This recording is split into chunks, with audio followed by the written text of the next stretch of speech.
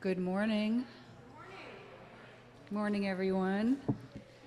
Give you all a chance to settle in. Welcome to the First Universalist Church of Yarmouth. My name is Joanna Landsman, and I serve on our worship council, and I am so glad to be sharing this morning with you once again. A warm welcome to friends gathered here in our sanctuary and to those joining us online via Zoom. At First Universalist, our mission is to explore our faith, embrace this community, and to engage the world as spiritual seekers. May we take these words to heart. If this is your first time to our congregation, again, welcome. We invite you to fill out a connection card, which is located in front of you in your pew, so we may connect you with the events and programs here that interest you. And you can drop this in the offering plate when it's passed later in our service. For those joining us with young children, there's nursery care available during our service for babies and toddlers. The nursery is located out the side door here and down the hallway on the left. And following our service, all are invited to join us for coffee hour. This is time for friendship and fellowship, and it's located downstairs in the gathering room. Before our service begins today, we have now 5 announcements. Wow. Following our service today, members of our Adult Religious Education Council will lead a discussion on the book Poverty in America by Matthew Desmond, one of our all-church reads this summer. The discussion will be held in the common room downstairs at 11:45. Bring your coffee and join in this discussion of this impactful book, whether you read it or not. Everyone's welcome. Number 2, if you're interested in joining a small group, now is the time. We're currently holding our annual small group sign-up, and if you'd like to join a group or you're interested in learning more, please complete the form in your pew this morning and drop that in the collection plate, and you can also fill out a sign-up form online in this week's channels. Number 3, there's a draft directory downstairs in the gathering room in the back under the clock. Now's the time to check your information and make sure that it's accurate, make any corrections as needed, and if your name isn't there and you would like it to be, add it to the list. That's going to be going to print soon, so don't wait. 4th, next Sunday, we're celebrating actually, I will save that for last. 4th, in this week's channels and in the Sunday morning news, there's a note here about exploring Maine Indigenous history. That's actually full. A lot of people already signed up, so sorry you can't sign up for this one this fall, but it does hope to be repeated sometime in the spring, so be on the lookout for another opportunity for that. And then last, next Sunday, we celebrate the blessing of the animals.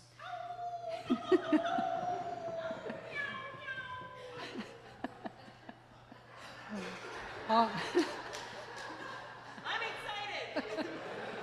If you can't tell, Hillary loves the service. Everyone is welcome into the sanctuary. That includes stuffed animals, animal costumes, animal photographs, and yes, live, non-hooved animals.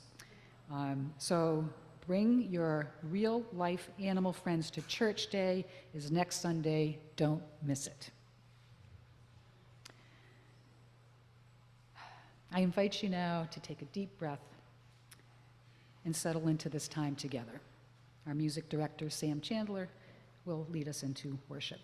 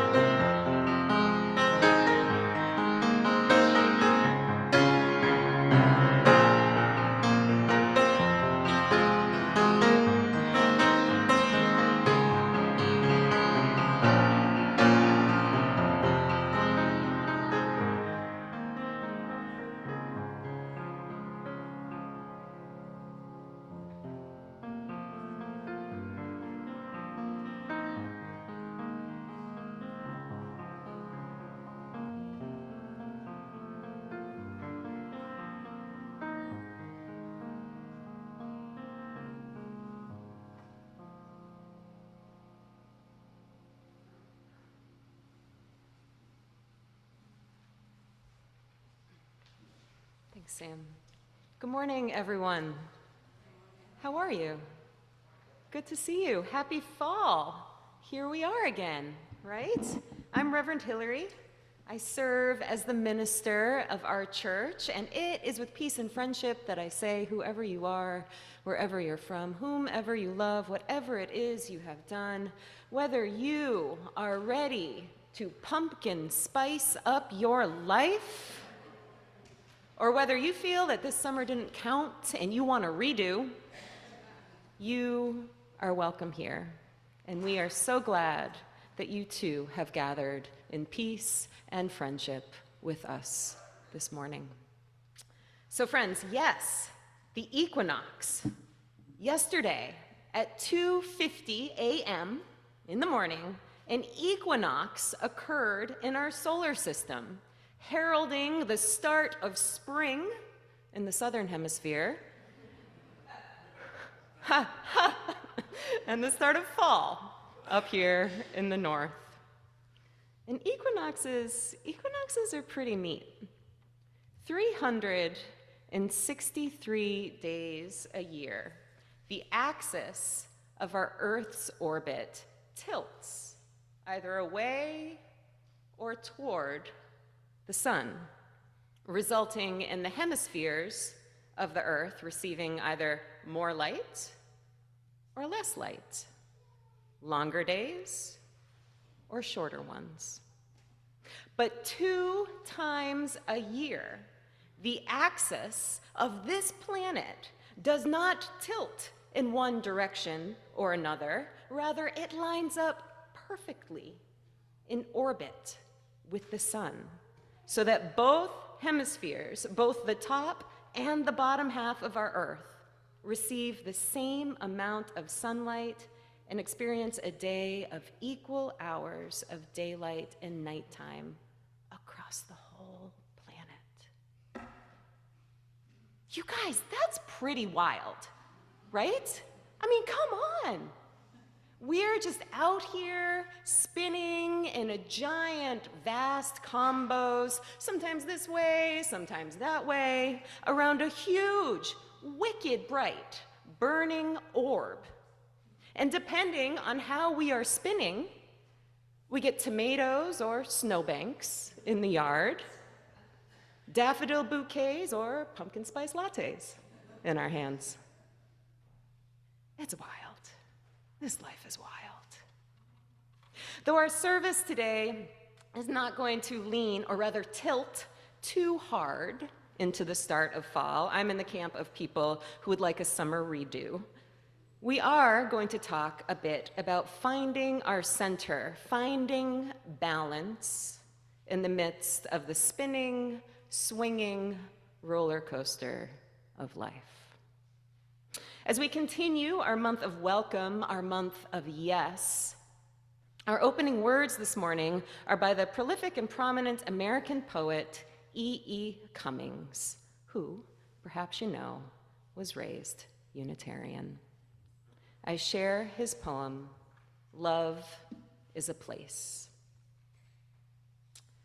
Love is a place, and through this place of love move, with brightness of peace, all things. Yes is a world, and in this world of yes, live, skillfully curled, all worlds. Good morning, my friends. With the brightness of peace now, let's take a moment to turn to our neighbors, wish them a good morning, and ask them if they like roller coasters.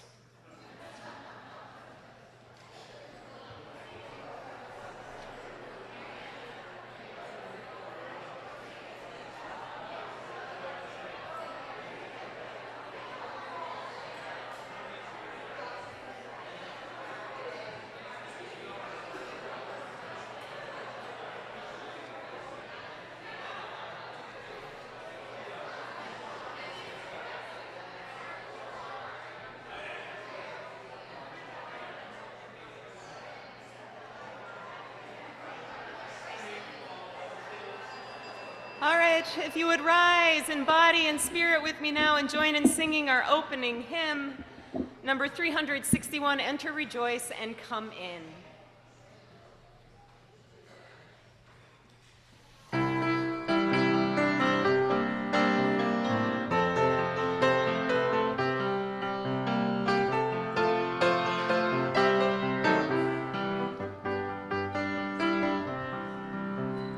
Enter, rejoice, and come in.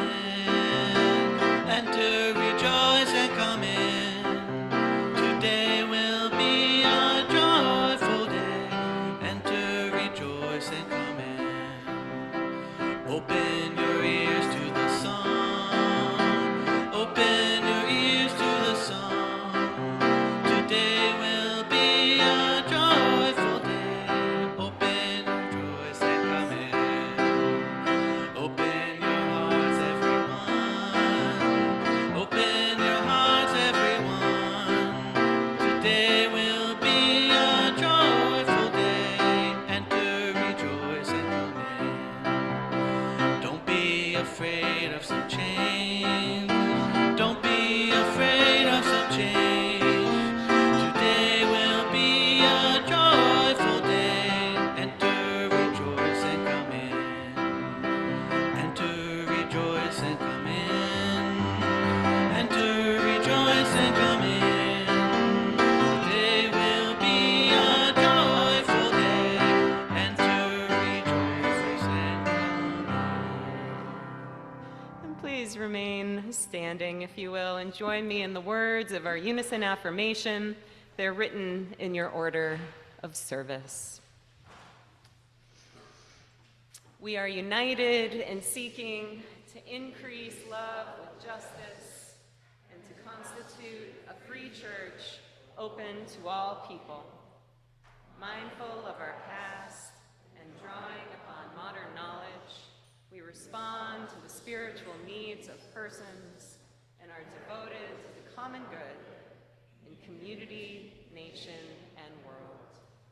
We cherish the integrity of each individual and search for truth with reason as our guide. We respect differences of opinion and strive to be a democratic community.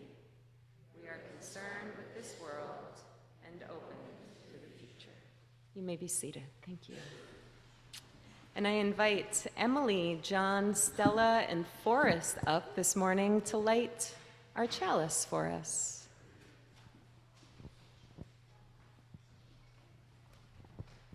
Hey, good morning. Good morning. I'm Emily. I'm John. I'm Stella. This is Forrest. Thank you for inviting us to share what the chalice means to us. We've had some good conversations this week. So Forrest, we actually started coming to this church right after he was born. I had grown up from 7th grade on in a UU church, but didn't continue after college. But when Forrest was born, that was kind of our impetus to get back here. And so he has a hard time articulating what it means to him because it is what it is. This is for him. So it's kind of cool for him to hear the conversation because he's just been around this his whole life. Stella told me that lighting the chalice makes her think of churchy things, and then when we talked a little bit more, that meant peace to her. And then our family also talked about how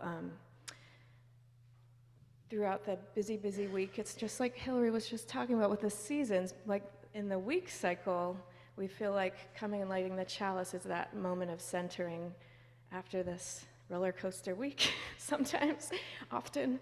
And so it's this moment of centering, but not without community, so it really means to us, especially the UU chalice. We're kind of talking about candles, but specifically the UU chalice represents this amazing group of people who have so many different beliefs, but come together as a community. And maybe some people who wouldn't without this, the existence of this, or this religious organization might not come to church or join a spiritual community. So every time we light this chalice, we're so grateful for this community. Would any other kids like to come join Stella in Forest? Or should they do it on their own? Oh, here comes Aubrey. She's going to help. Oh, wait, should I hold it for the... It's okay. Yeah.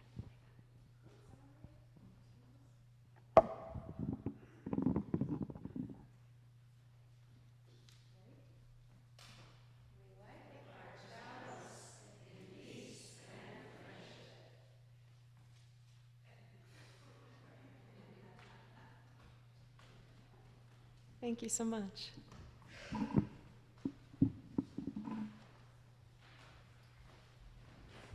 All right. Good morning, everyone. Good morning, Hillary. Good morning, Gwen. Yeah.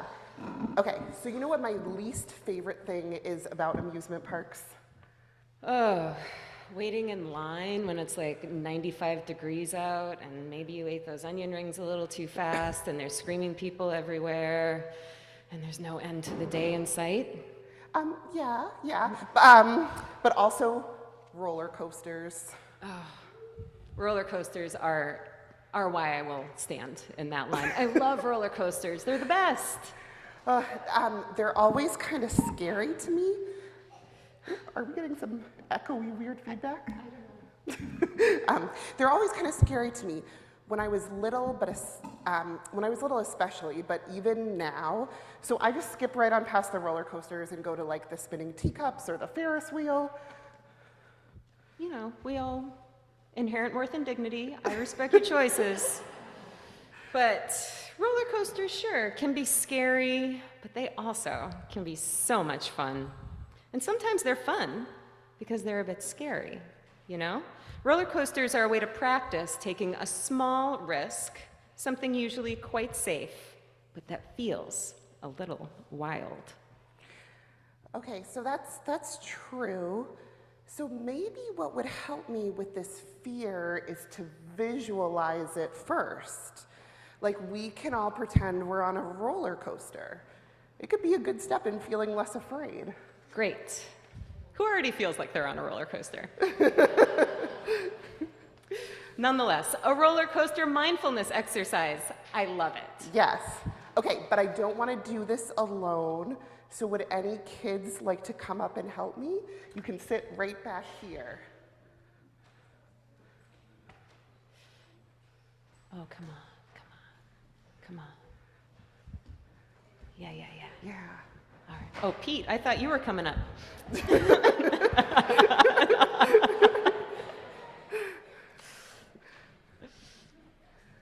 All right. All righty. Nice.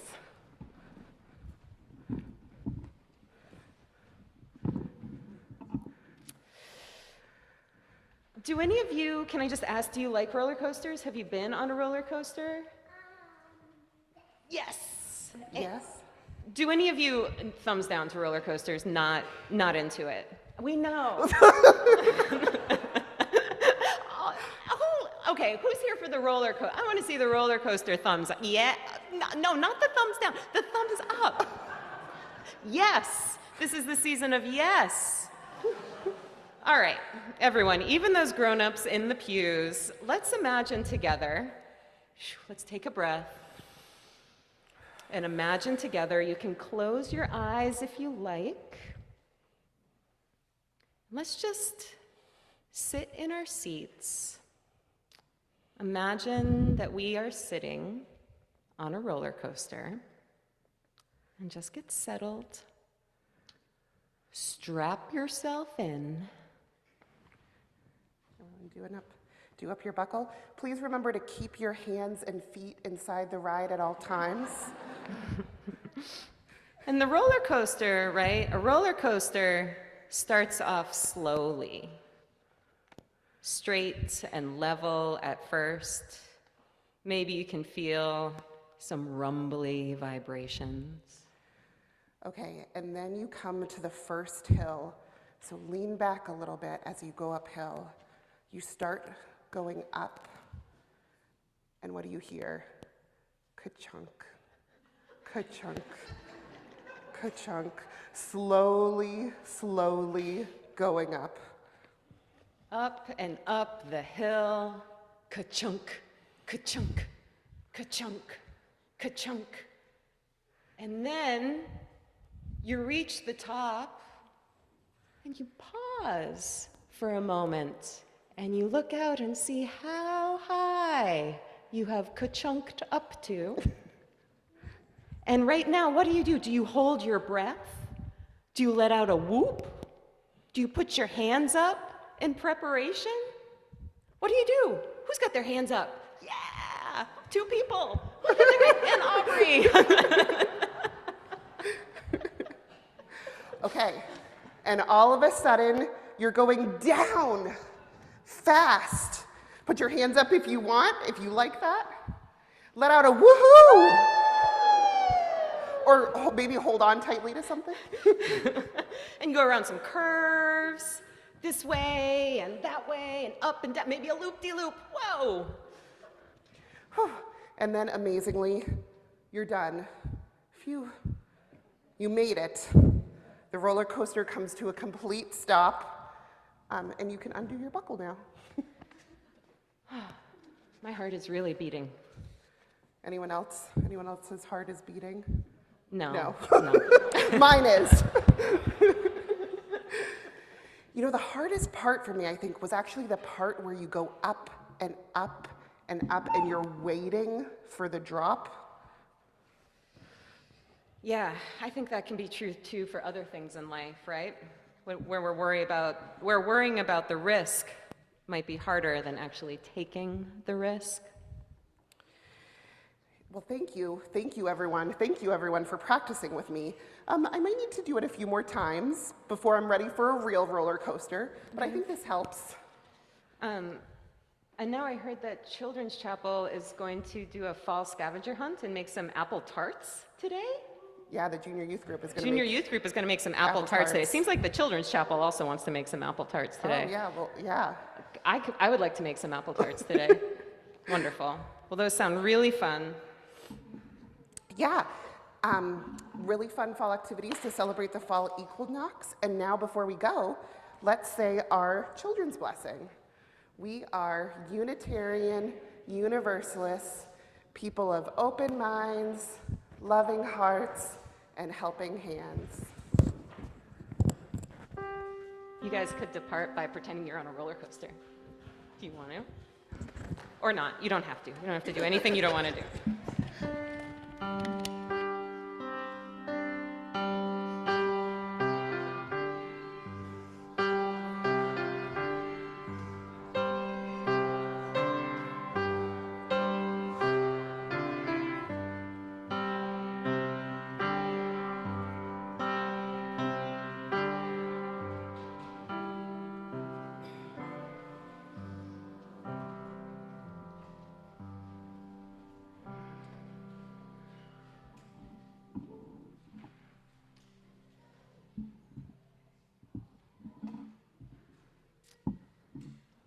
All right.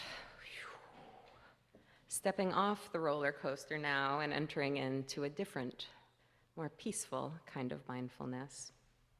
We now come to the time in our service that we set aside for quiet prayer and meditation.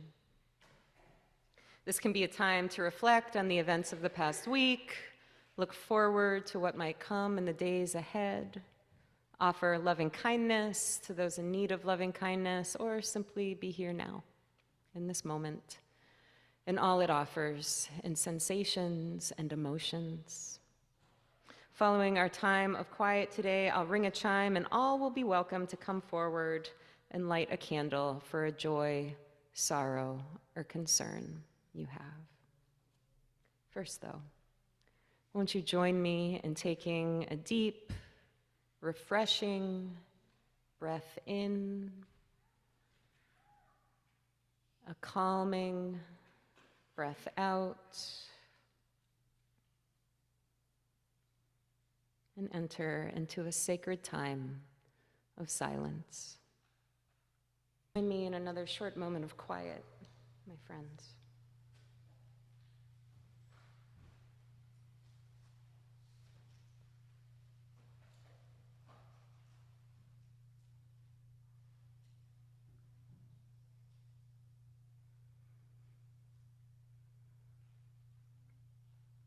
For all that has been said, for all we hold inside, for all we simply don't have the words to explain, we hear you, we hold you, and we pray for your immediate comfort, your continued joy, a path forward, and the seeds of peace right now. Let it be so, and amen. My friend Joanna will now introduce this morning's offering.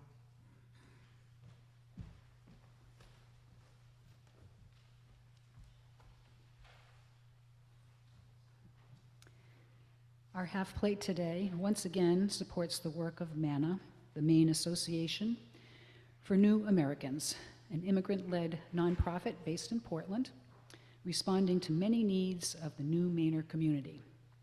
Our half plate today will go to their #Goals program aimed at supporting young people in 4 Southern Maine high schools to articulate and reach their academic, personal, spiritual, and wellness goals. Weekly meetings at school and monthly overnight retreats in natural settings are planned to provide youth with the opportunity to ground themselves and enjoy the Maine outdoors. For those in the sanctuary, we'll be passing the plate to one another. And for those gathered with us online, you can make your offering by using the donate button in the order of worship or by dropping a check in the mail. Thank you for your generosity, and to Sam for his gift of music.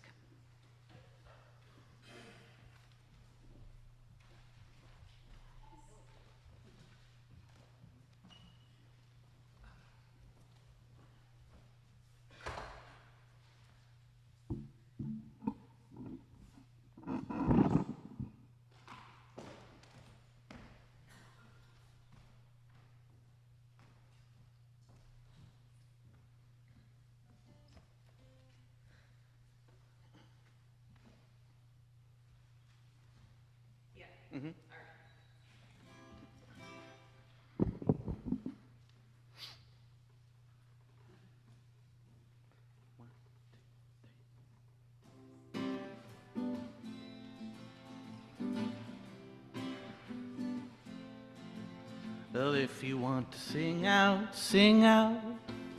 And if you want to be free, be free. 'Cause there's a million ways to be, you know that there are. And if you want to live high, live high. And if you want to live low, live low. 'Cause there's a million ways to go, you know that there are. You can do what you want, the opportunity's on. And if you find a new way, you can do it today. You can make it all true, and you can make it undo. It's easy. It's only way to go.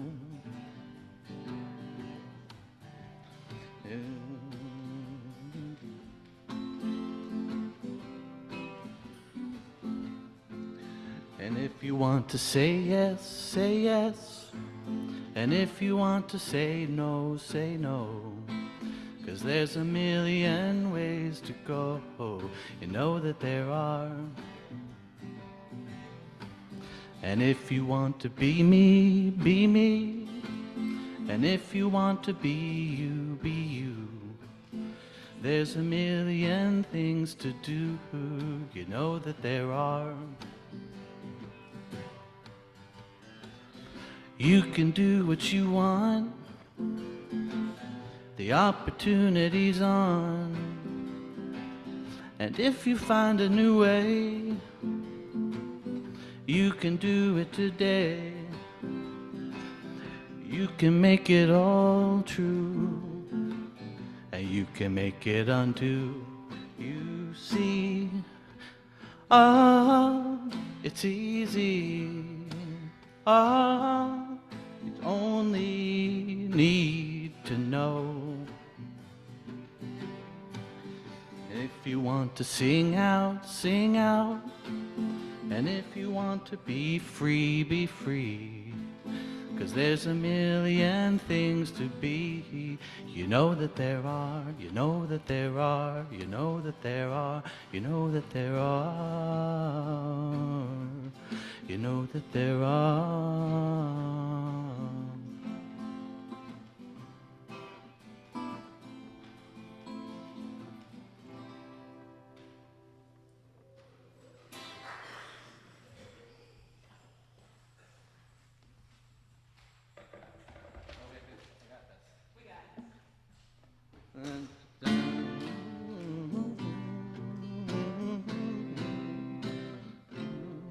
From thee I receive, to thee I give, together we share, and by this we live. From thee I receive, to thee I give, together we share, and by this we live.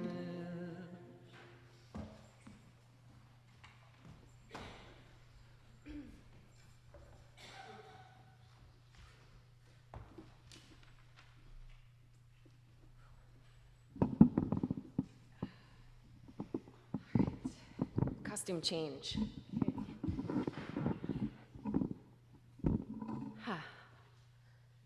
Our reading this morning is a poem, or rather, a poetic blessing by Minnie Bruce Pratt, an author, teacher, and fierce LGBTQ advocate who passed away this summer. Minnie was the wife of Leslie Feinberg, who wrote a game-changing lesbian and transgender text called Stone Butch Blues. They are a total, were and still are a total power couple in queer history. The poetic blessing I read by Minnie today is entitled, If We Jump Up.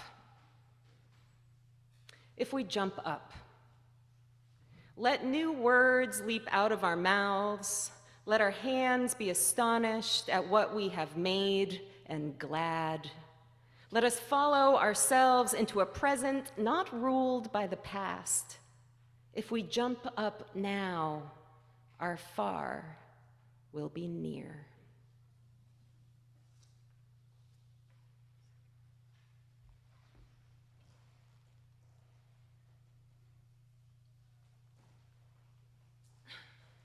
The first, but certainly not the last, school detention I ever received was in 3rd grade, during recess, on the monkey bars at the St. Joseph School playground in Lewiston, Maine.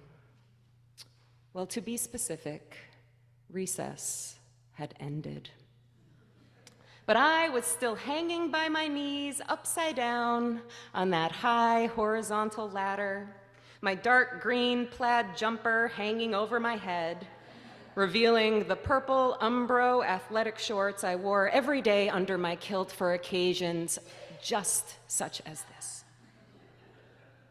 The bell signaling the end of recess had rung, and the girls and boys in our elementary school classes were lining up parallel to each other in their separate gendered lines. I, however, was still hanging upside down.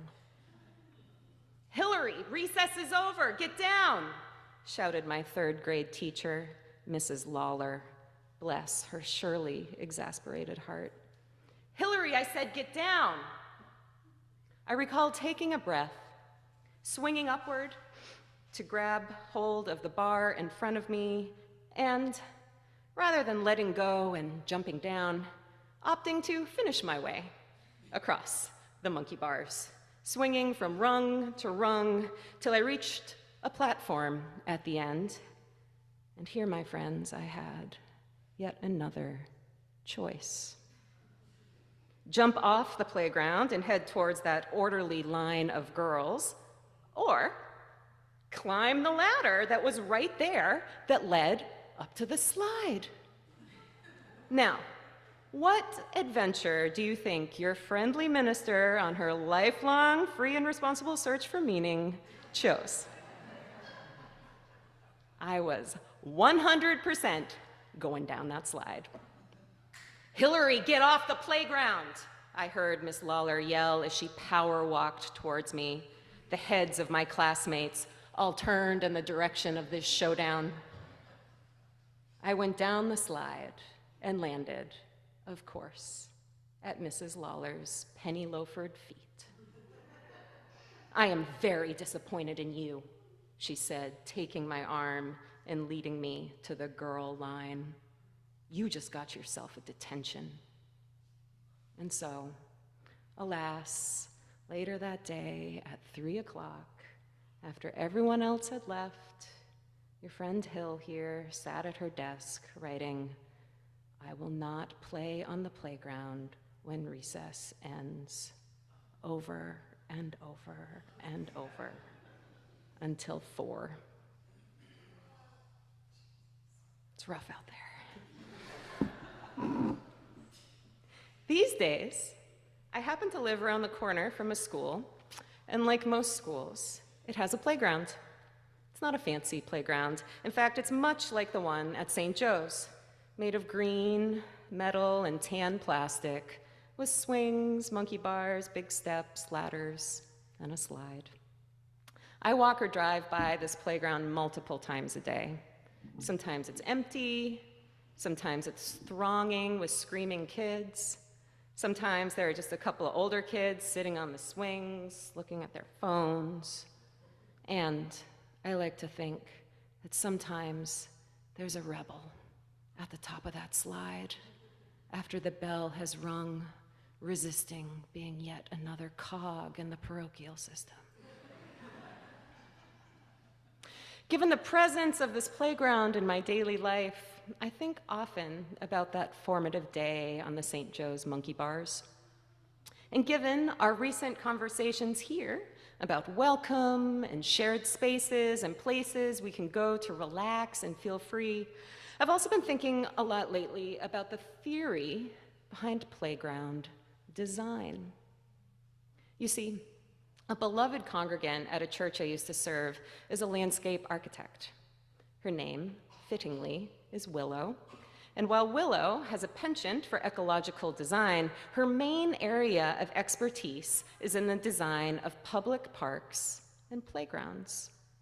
I remember learning this fact about Willow and immediately having dozens of questions for her. So when next I saw Willow at church, I cornered her at coffee hour.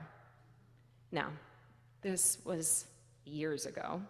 I don't remember this conversation word for word, but I have never forgotten her response to my first question, which was something like, "What's the main thing you keep in mind when coming up with a playground design?" Willow's response?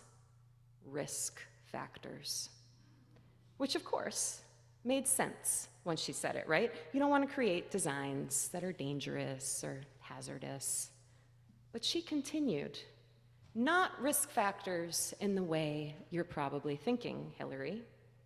Playground designs should include an element of risk so that they enable kids to develop new skills and ideas of themselves.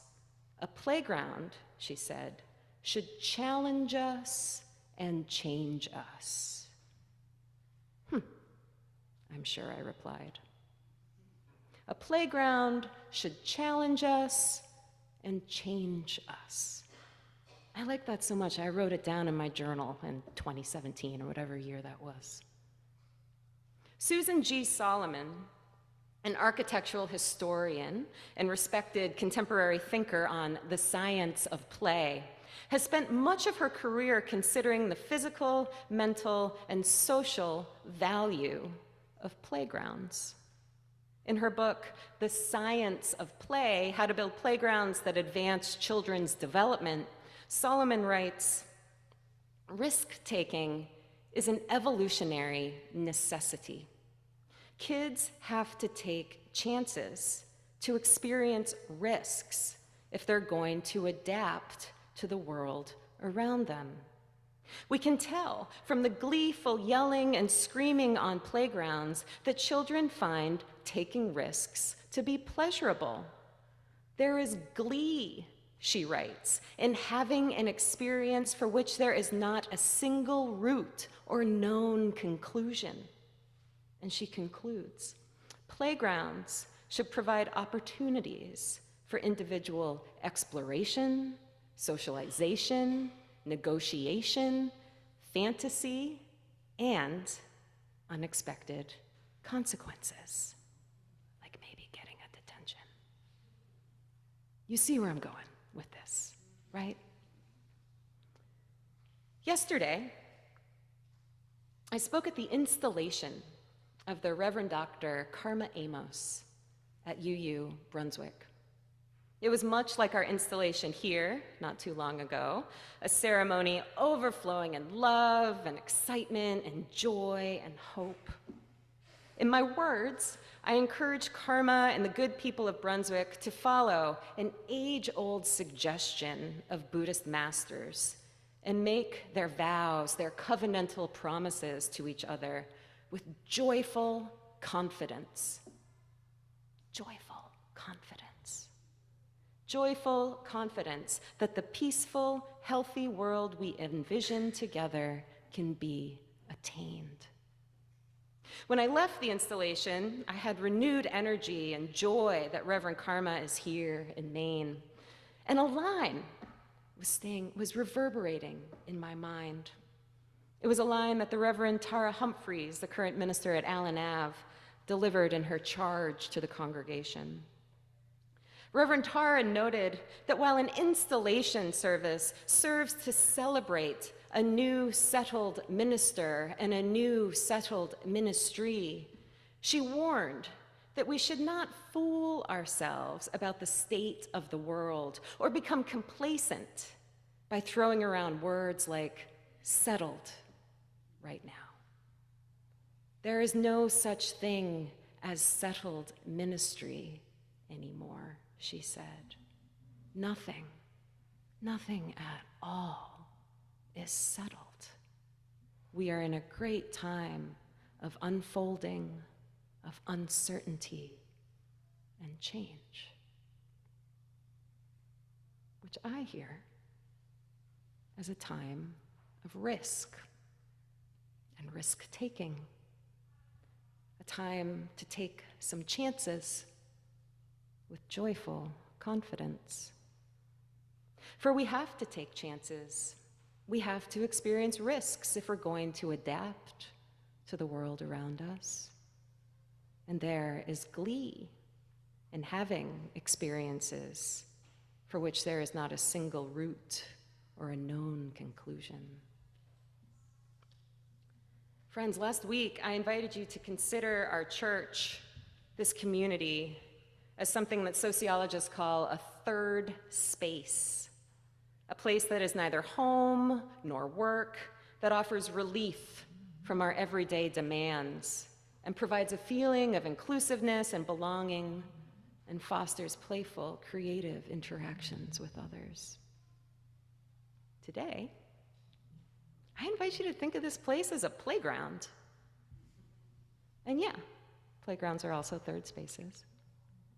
A playground is a place that's safe enough to take risks and risky enough to take chances. But even more so, it's a place where we want to take risks and chances because we're taking them together, because taking them is fun, and even more so, taking them feels good and enlivening. In The Science of Play, Susan Solomon writes that our brains are wired to like activities that are helpful to our survival. That's nice. She writes, taking risks increases dopamine, the feel-good hormone. And believe it or not, she writes, taking risks can reduce stress levels.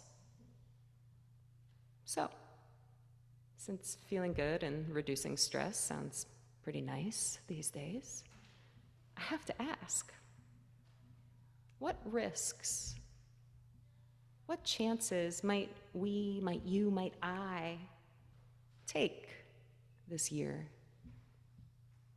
Perhaps the risk of saying yes, or the risk of giving a sacred no. Perhaps the risk of showing up, or the risk of sitting this one out.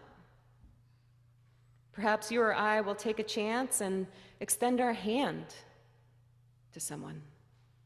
Perhaps we'll risk disappointing someone or being disappointed by someone, and then take a chance on staying in relationship with them. I gotta say, Mrs. Lawler, my third grade teacher, one of my most favorite teachers of all time.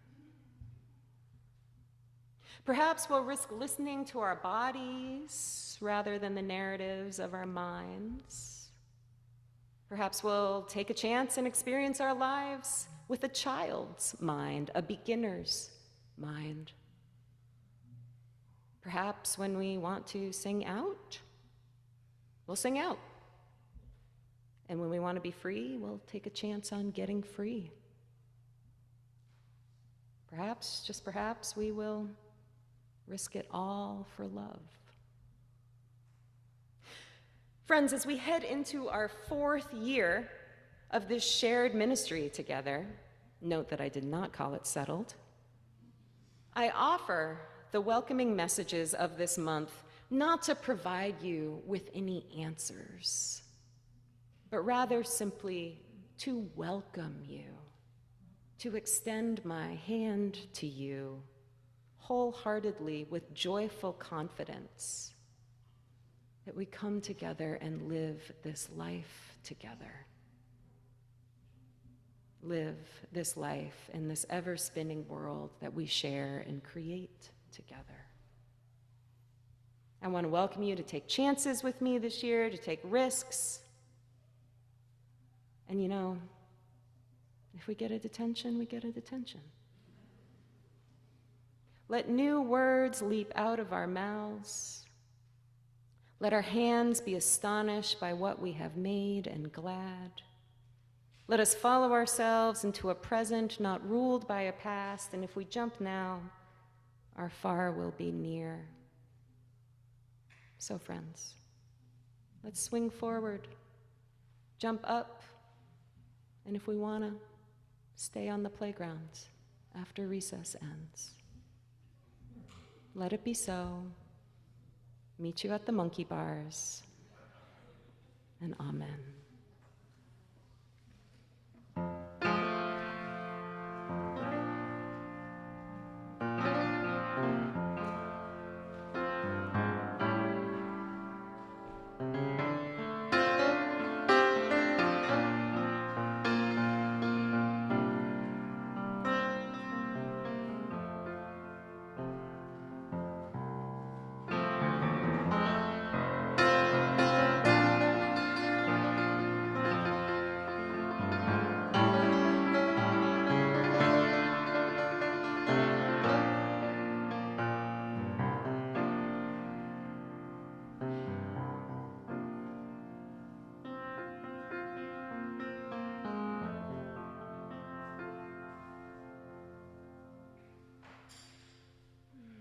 Closing hymn is number 1018, Come and Go With Me, and this one is in your teal hymnal, the one that's a paperback.